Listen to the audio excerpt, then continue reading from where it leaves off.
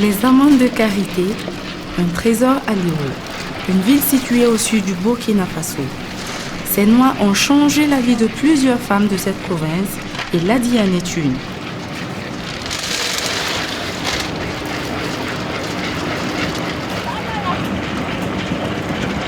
Malgré sa vieillesse, cette veuve de 59 ans est toujours dégourdie et très motivée.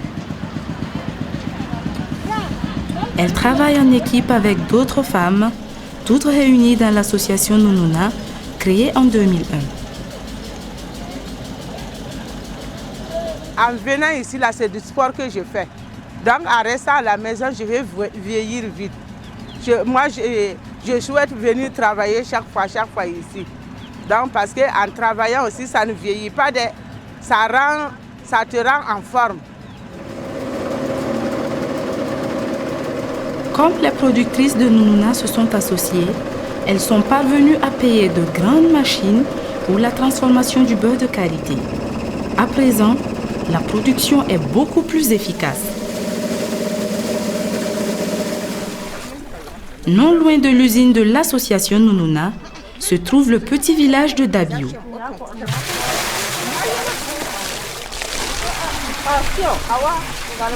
Ici, la production de beurre de karité se fait traditionnellement. Même leurs outils de travail sont fabriqués par elles-mêmes. Comme la plupart des autres villages, à Dabio, il faut tout faire à la main et il faut ménager beaucoup d'efforts pour y arriver.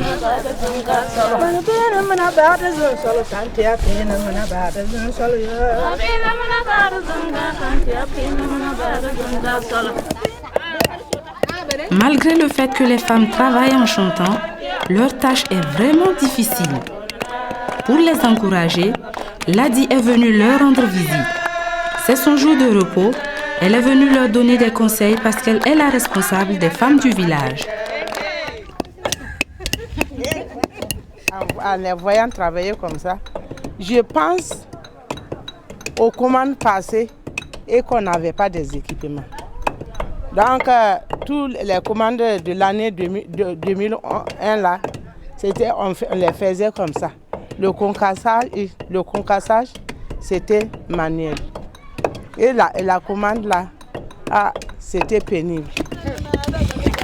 La production de beurre de karité est un travail de dur labeur qui nécessite de la force physique. Une tradition qui se fait depuis des siècles. Ici en Afrique, le beurre de karité est utilisé pour la cuisson, la médecine et l'esthétique. C'est un travail de femme au village et à l'usine. C'est là où l'association arrive à produire massivement et à exporter son beurre de karité sur le marché international. Notre production est essentiellement tournée vers l'exportation. Donc le marché extérieur, nos clients sont l'Occitane qui est le plus gros client de la fédération. Il compte pour 80% de notre chiffre d'affaires. Nous avions Sofim aussi qui est basé en France, l'Occitane et Sofim sont en France.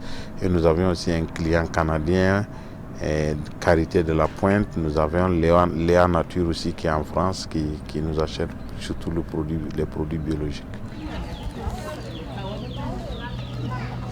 C'est le moment de vérité pour les productrices. Sous ce table de karité se fait la pesée du produit fini pour livraison, le beurre de karité.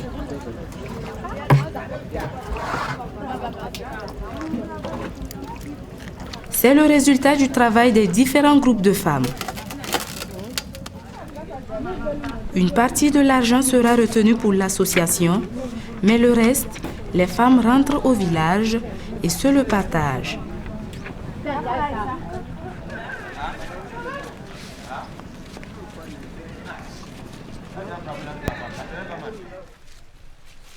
C'est le matin dans le village de Ladi.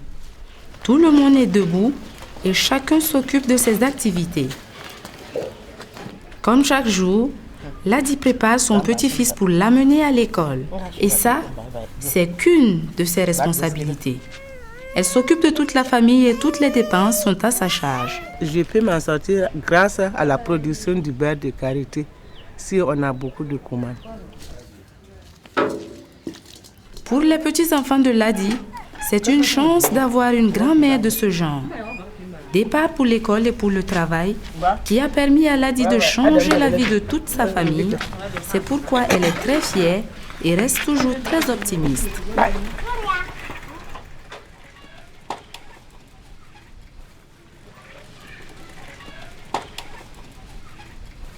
Ce que moi je compte faire, si c'est une industrie, je produis beaucoup de beurre, je pourrais gagner beaucoup d'argent et au lieu de venir à vélo pour travailler ici, un jour il se peut que je vienne en moto ou bien en véhicule.